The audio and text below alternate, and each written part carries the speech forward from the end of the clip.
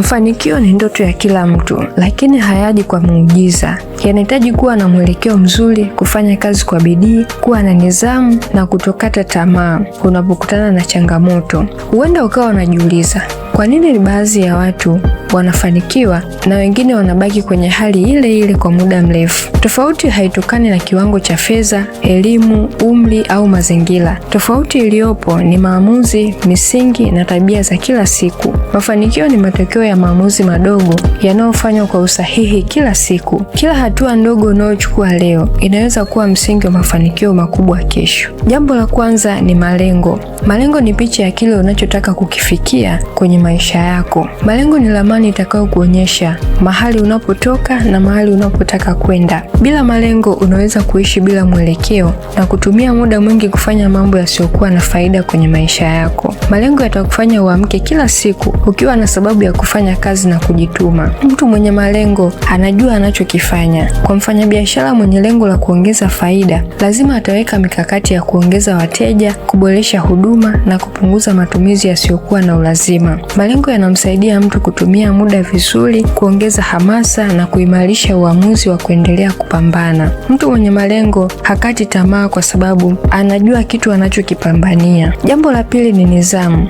Nidhamu ni uwezo wa kujiongoza kufanya jambo sahihi bila kusimamiwa na mtu yeyote. Nidhamu huwa inamfanya mtu aheshimu muda, atimize ahadi na kufanya kazi kwa utaratibu. Watu wengi wana ndoto kubwa, lakini wanashindwa kuzitimiza kwa sababu hawana nidhamu ya kuzifanyia kazi ndoto zao kila siku. Mtu mwenye nidhamu lazima atajifunza kupanga ratiba yake na kuifuata. Badala ya kutumia muda mwingi kwenye mitandao ya kijamii bila sababu za msingi, unaweza kutumia huo muda kusoma vitabu, kufanya biashara au kujifunza ujuzi mpya wenye thamani. Pia, nidhamu huwa inamsaidia mtu kutumia fedha kwa busara, kwa kuweka akiba na kuepuka matumizi ambayo hayana ulazima. Jambo la tatu ni mwendelezo. Mwendelezo ni tabia ya kuendelea kufanya jambo. Mafanikio makubwa hayapatikani kwa kufanya kazi kwa siku moja. Mafanikio makubwa yanapatikana kwa kuweka juhudi za mara kwa mara kwa muda mrefu. Hatua ndogo ndogo zinazorudiwa kila siku huwa zinaleta matokeo makubwa. Watu wengi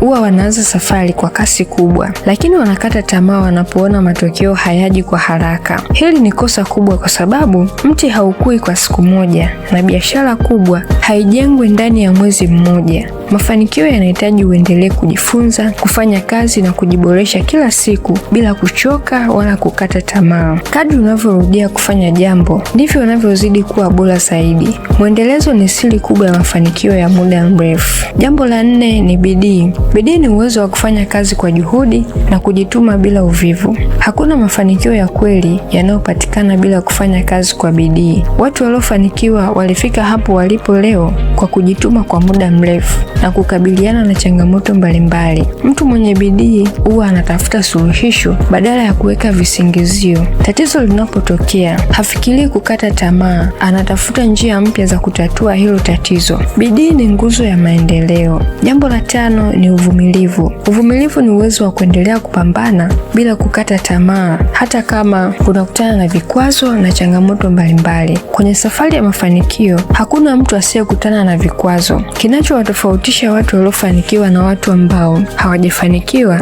ni namna wanavyokabiliana na changamoto. Mtu mwenye uvumilivu huwa anaona changamoto kama nafasi ya kujifunza na kuwa imara zaidi. Uvumilivu humjengea mtu tabia ya kutokata tamaa. Mafanikio mengi makubwa duniani yalipatikana baada ya watu kupitia changamoto mbalimbali, lakini hawakukubali kukata tamaa. Mafanikio ni matokeo ya kuwa na malengo, nidhamu, mwendelezo, kufanya kazi kwa bidii na kuwa na uvumilivu. Hii misingi huwa inamfanya mtu kuwa na mwelekeo, kujituma na kutokata tamaa anapokutana na changamoto, bila kujali alikotoka, kama ataamua kuishi kwa kuzingatia hizi kanuni.